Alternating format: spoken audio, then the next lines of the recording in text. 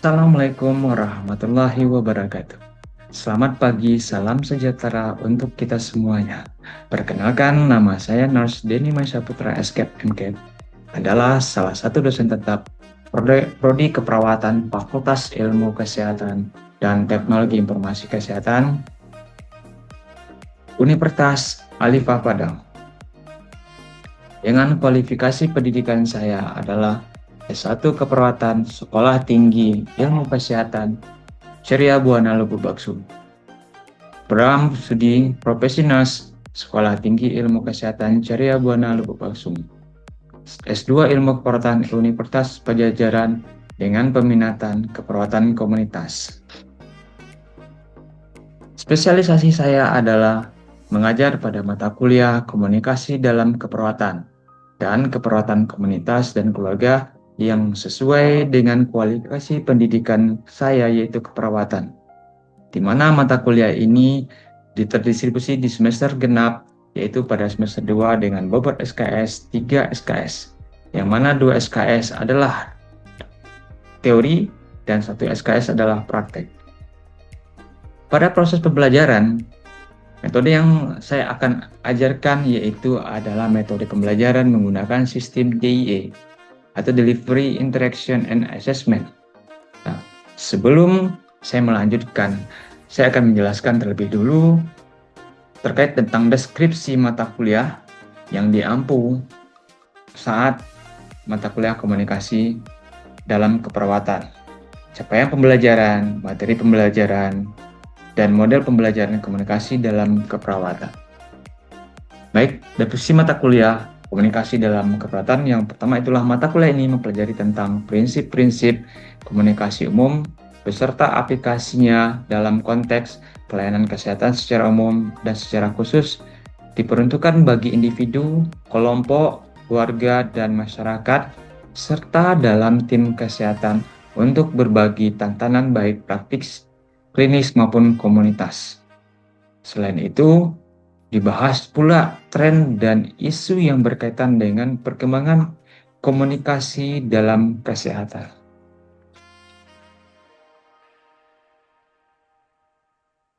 Selanjutnya kita akan menjelaskan capaian pembelajaran. Di mana capaian pembelajaran ini mahasiswa mampu menjelaskan komunikasi secara umum seperti pengertian komunikasi, komponen komunikasi, bentuk komunikasi, tujuan komunikasi, serta jenis-jenis komunikasi. Yang kedua itulah mampu memahami konsep komunikasi secara verbal dan komunikasi secara nonverbal. Dan mahasiswa dapat memahami kata dan makna serta pengaruh terhadap tindakan.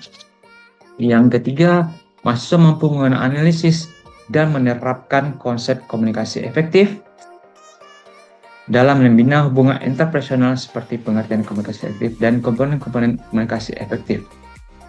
Mahasiswa mampu menganalisis tren dan isu dalam komunikasi efektif dalam dunia kesehatan.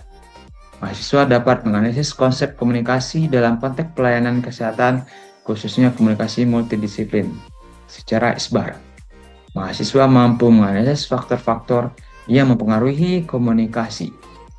Kredibilitas seperti pesan, isi pesan, kesesuaian dengan isi pesan, kejelasan pesan, kesinambungan dan konsisten, dan saluran kapasitas sasaran yang dicapai untuk mendapatkan informasi pesan.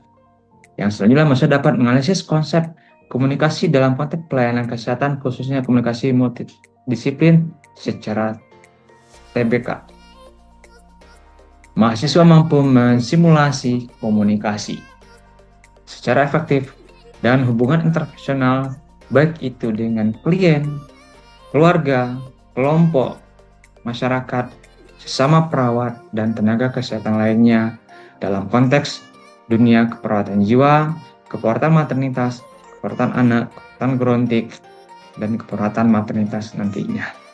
Nah, untuk mencapai kemampuan tersebut, mahasiswa diberikan topik-topik pembelajaran sebanyak 14 kali pertemuan dengan tatap muka ataupun Zoom. Berikut topik-topik yang akan disampaikan nantinya di saat tatap muka ataupun dengan Zoom meeting. Yang pertama itu adalah konsep komunikasi secara umum.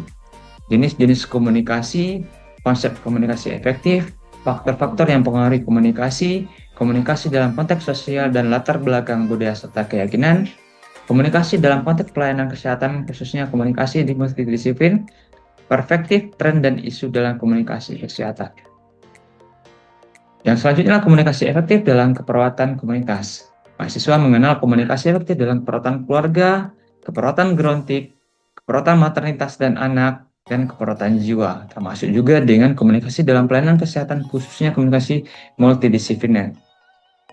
Nah, selanjutnya saya akan menjelaskan bagaimana metode pembelajaran yang saya gunakan di dalam lokal. Yang pertama adalah metode menggunakan sistem DE, yaitu delivery, yaitulah pendekatan dalam proses pembelajaran yang menekankan pada penyampaian materi oleh pendidik kepada peserta didik secara sistematik, terstruktur, sehingga dosen atau instruktur menyampaikan informasi, pengetahuan, keterampilan pada mahasiswa baik secara lisan, tertulis, visual maupun melalui teknologi.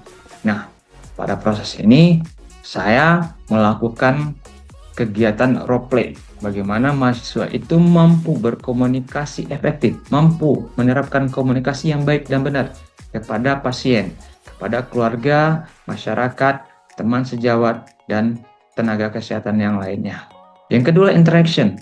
Metode ini menekankan pada aktif mahasiswa dalam proses pembelajaran tatap muka. Baik itu tatap muka, baik itu melalui dunia maya atau dengan menggunakan Zoom. Dan juga kegiatan kolaboratif melalui media grup WhatsApp dan Telegram untuk kegiatan di luar pembelajaran yang dipergunakan selama 2x24 jam apabila ada kendala-kendala yang didapatkan dan berkomunikasi dengan mahasiswa lainnya. Sedangkan asesmen ialah media yang digunakan untuk menilai proses dan hasil pembelajaran siswa serta mengukur pemahaman, keterampilan, sikap, dan pencapaian siswa baik di lokal ataupun di laboratorium. Nah, untuk sistem penilaian, kami di Universitas Alifah Padang sudah menggunakan sistem online, yaitu dikenal dengan sistem Siadak. Nah, sistem Siadak ini adalah sistem yang mana digunakan untuk seorang dosen bisa menginput, mengakses, memasukkan nilai-nilai yang nantinya keluar berbobot penilaian di sistem Siadak dan mahasiswa dapat melihat secara akurat pada sistem Siadaknya. Nah, di mana proses penilaiannya itu adalah sebanyak 30% untuk ETS, 30% untuk UAS, 5% untuk kuis, 5% untuk keaktifan, dan 5% kehadiran dan psikomotor. Nah, berikut saya akan memaparkan metode pembelajaran saya secara daring. Baik, selamat menyaksikan. Baik, kita mulai pertemuan kita hari ini. Assalamualaikum warahmatullahi wabarakatuh.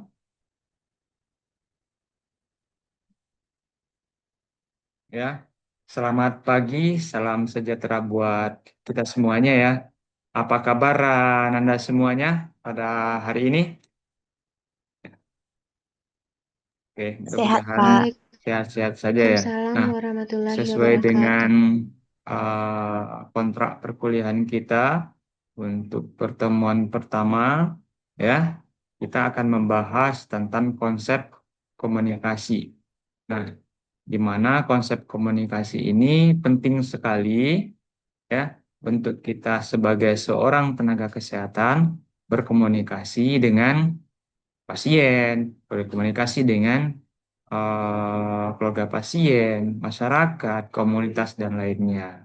Itu dia. Nah, kenapa nih komunikasi ini sangat penting sekali? Karena komunikasi ini adalah suatu alat ya, yang nantinya kita bisa mendapatkan satu informasi ya dari satu dengan yang satu yang lainnya. Untuk masuk materinya, mungkin kita akan review sedikit. Mungkin Ananda tahu nggak apa itu pengertian komunikasi?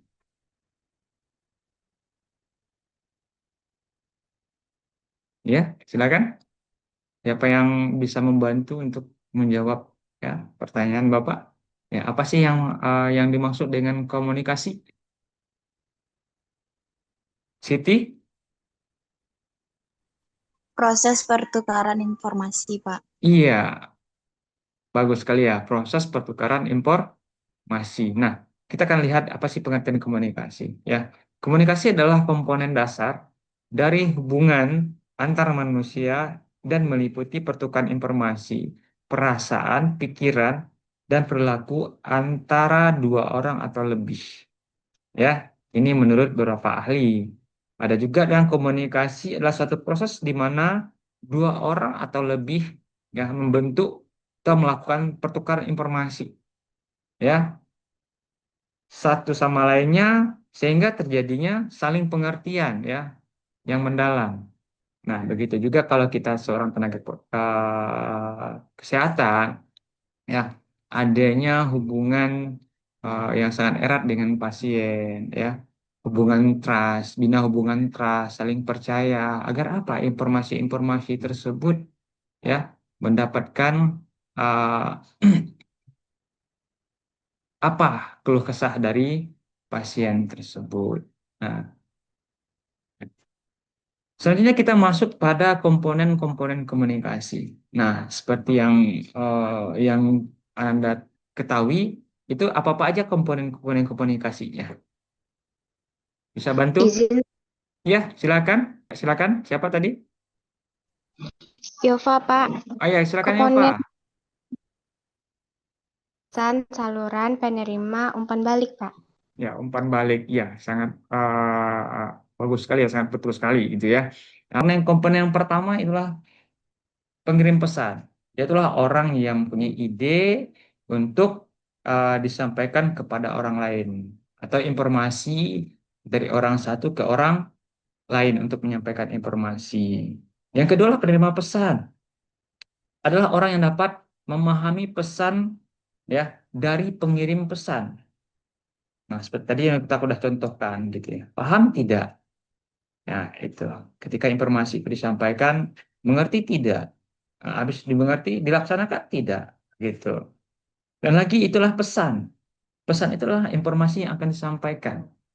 Nah, informasi yang disampaikan adalah besok kita akan lakukan role play. Ya, role play ngapain? Ya, eh, terkait tentang seorang tugas kesehatan berkomunikasi dengan seorang pasien gitu. Jadi adu peran dia. Nanti misalkan Siti jadi pasiennya, Yova menjadi perawatnya atau petugas kesehatannya.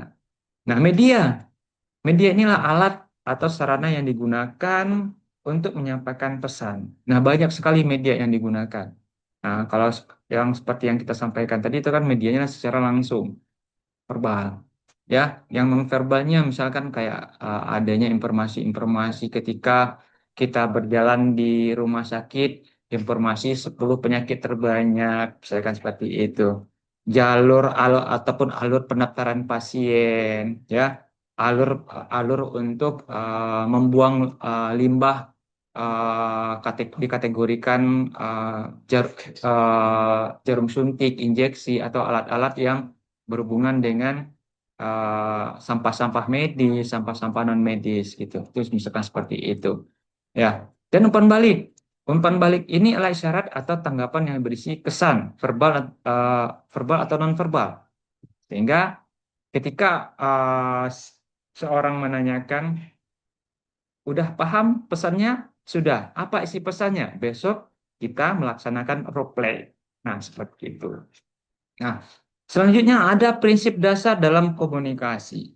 Nah, apa sih saja sih ya, prinsip dasar dalam berkomunikasi? Yang pertama adalah komunikasi adalah suatu proses, ya. Proses apa? Proses untuk mencari suatu informasi. Proses untuk mencari eh, keluhan-keluhan. Kalau seandainya kita di pelayanan kesehatan rumah sakit kan, keluhan-keluhan dari pasien. Yang kedua, komunikasi adalah suatu sistem. ya, di mana sistem yang lain berhubungan, ya. Contohnya ketika kita menyampaikan informasi ke media group yang membaca atau ke individu, dibantu untuk disampaikan ke teman-temannya langsung, temannya mengirim ke grup. Selamat pagi teman-teman, ada informasi dari koordinator mata kuliah bahwasanya hari ini kita akan melaksanakan perkuliahan. Kita melaksanakan tatap muka dengan Zoom. Nah, tatap muka, ya, di laboratorium atau kita melakukan Zoom meeting pada hari ini. Nah, itu dia. Yang ketiga lah komunikasi bersifat interaksi dan transaksi, ya. Yang bersifatnya timbal balik. Ada pertanyaan, ada jawaban, ada pengertian seperti itu. Yang kelima lah, keempat adalah komunikasi dapat terjadi disengaja maupun tidak disengaja. Misalkan pas kita berada dalam proses pelayanan kesehatan atau praktek di rumah sakit, ada teman kita waktu SMA, ya, padahal rencananya tidak ada berkomunikasi gitu. Dikarenakan ada temannya, ternyata kita langsung berinteraksi, berkomunikasi tanpa disengaja. Nah, nah, yang keempat adalah materi selanjutnya adalah tujuan komunikasi. Ya, mungkin Ananda bisa bantu Bapak apa-apa aja tujuan komunikasi? Silakan. Untuk menyampaikan informasi, Bapak. Iya, silakan Regina. Apa Regina? Untuk menyampaikan informasi, Bapak. Untuk menyampaikan informasi, bagus sekali Regina ya. Mungkin ada yang lain yang bisa ditambahkan selain Regina, ada menyampaikan informasi, ide, Untuk berita membangun hubungan, Pak. untuk membangun Hubungan titik, membangun hubungan, iya, untuk membangun dengan orang hubungan lain. dengan orang lain, yaitulah sistem kepercayaan tadi, interaksi dengan orang lain. Nah, misalkan dengan pasien, ya, kita udah contohkan bagaimana komunikasi dengan baik dengan pasien karena kita inilah di lingkup keperawatan, ya, kesehatan. Contohnya, kita menyapa pasien, selamat pagi Bapak Ibu, ya, seperti itu dia. Apa kabarnya hari ini? Ya kan? Tanyakan keadaannya, bagaimana tidur ibu, bapak ibu semalam, ya kan? Oh, ada keluh kesah, ceritakan. Insya Allah kita akan bantu. Itu dia. Bagus sekali ya, Siti sama Regina. Mungkin ada yang lain yang mau ditambahkan? Apa tujuan komunikasi? Oke, kita masuk. Yang pertama yang disampaikan adalah menyampaikan ide atau informasi atau berita. Nah, seorang misalkan kita adalah tenaga kesehatan memberikan informasi kepada si pasien. Nah, kita datang, selamat siang Ibu, siang. Ya, nanti siang kita akan melakukan injeksi, ya, misalkan seperti itu. Sebentar lagi kita akan melakukan injeksi. Untuk itu, Ibu silakan istirahat. Sebentar lagi saya akan datang ke sini untuk melakukan pemberian obat melalui injeksi. Nah, itu dia. Yang kedua adalah mempengaruhi orang lain, ya, mempengaruhi orang lain. Yang ketiga adalah mengubah perilaku orang lain, ya, mempengaruhi dan merubah perilaku dengan informasi yang baik, dengan informasi yang benar, kita bisa mempengaruhi orang lain, ya, bisa bisa merubah perilaku orang lain, memberikan pendidikan, edukasi, ya, memahami ide-ide orang lain. Nah, ketika komunikasi itu timbal balik, timbal arah, seperti itu dia, ya. Nah, selanjutnya apa fungsi komunikasi?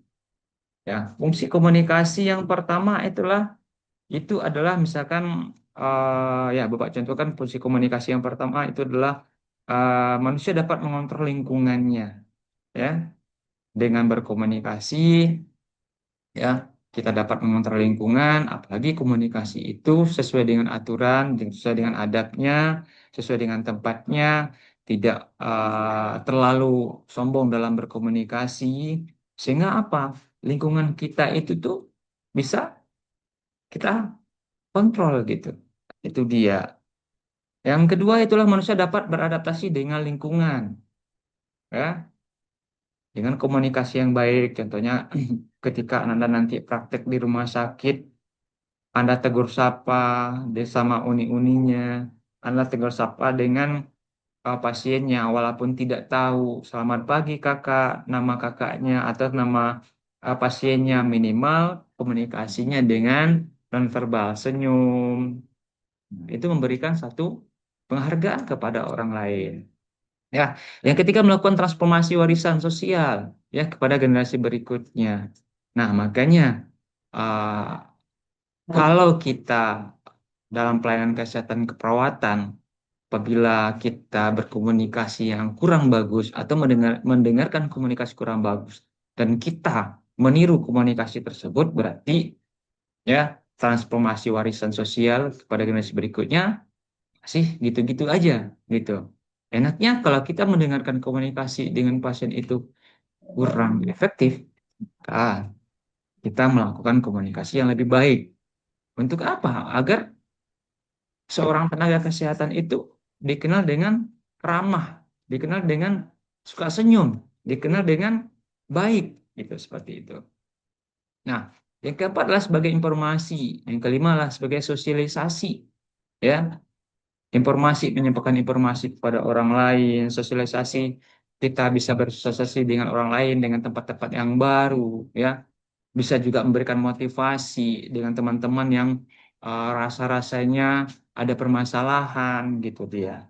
Ya, membahas masalah diskusi. Nah, Anda melakukan praktek itu besok kita dinasnya ini ya, kita melakukan ini ya agar apa kelompok kita nantinya mendapatkan nilai yang lebih bagus gitu.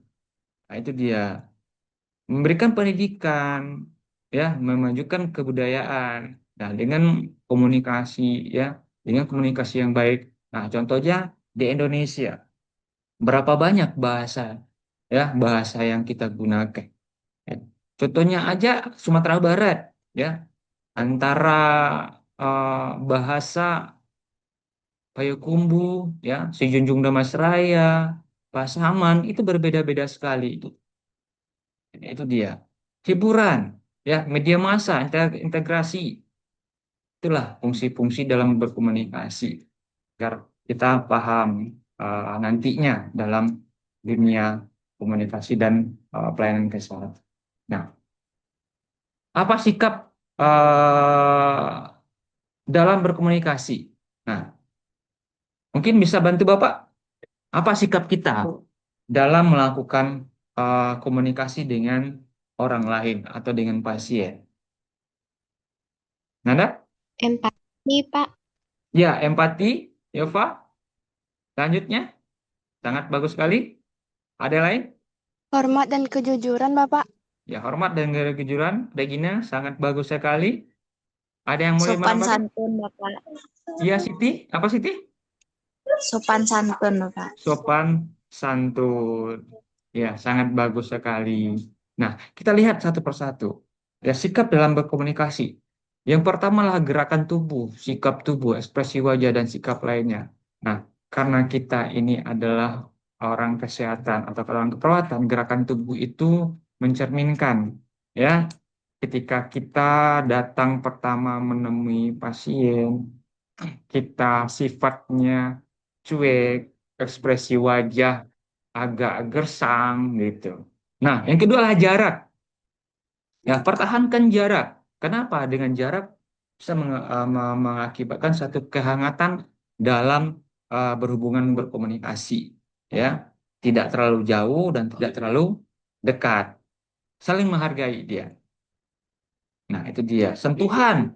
Sentuhan kepada misalkan kalau seandainya pasien kita adalah pasien lansia misalkan. Itu perlunya adanya sentuhan. Anak-anak ya. Diam. Diam ketika kita mendapatkan keluhan-keluhan yang disampaikan oleh pasien. Ya, mendengarkan, ya, menganalisa dan jangan membantah. Oh, saya enggak seperti ini, harusnya seperti ini. Jangan. Kita harus diam. Kita pahami pasien. Kalau seandainya kita di rumah sakit. Kalau kita di masyarakat, ya, hati-hati dengan apa namanya komunikasi yang sangat tinggi atau emosional gitu. Nah, maka di sini poin kelima lah, volume dan nada suara harus dipertahankan. Kalau seandainya kita seorang perawat, calon perawat, ya komunikasinya harus komunikasi yang bagus. Ya, apa elemen-elemen dalam komunikasi? Ya, komponen-komponen dalam komunikasi. Yang pertama adalah yang disampaikan tadi, ada pengirim pesan yang dikenal dengan komunikator. Ya, orang atau sekelompok ya yang menyampaikan pesan. Ya, penerima pesan yang dikenal dengan komunikan. Ya, atau orang yang menerima pesan. Apalagi pesan atau informasi. Ya, sehingga informasi ini tergantung dari alat atau media yang disampaikan. Nah, sehingga informasi yang diberikan oleh komunikator ke komunikan diumpan balik oleh komunikan kepada komunikator. Berhasil atau tidaknya berhasil dari informasi tergantung dari konten, atmosfer, atau lingkungan yang mempengaruhinya. Ya, lingkungan yang mempengaruhinya. Ya, kalau ketika Anda akan melakukan pelayanan kesehatan, pahami situasi dan kondisi, pahami lingkungan dengan siapa saya berbicara, gitu. Nah, agar apa? Agar nantinya kita bisa mendapatkan satu informasi-informasi yang sangat baik dan jelas. Nah, itu adalah komponen-komponen dalam komunikasi. Oke, Nanda, mungkin di sini ada yang mau ditanya atau ada yang mau kita bahas? Silakan. Ya, kita buka. Ya, sesi tanya jawab atau pengalaman-pengalaman dalam komunikasi untuk persiapan-persiapan Anda. Nanti misalkan kalau seandainya Anda mau melakukan praktek ke lapangan. Oke, ada yang mau ditanyakan? Nanda?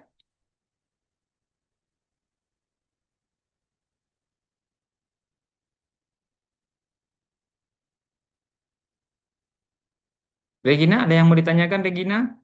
Yova? Siti Aziza? Tidak, Bapak. Oke, kita lanjutkan. Ini adalah dalam bentuk komunikasi. Jadi dia apa? Komunikator, komunikan, interaksi, umpan balik, atmosfer. Nah, dia saling berkaitan dia seperti itu. Nah, oke, inilah materi untuk komunikasi, pengertian komunikasi awalnya. Dan untuk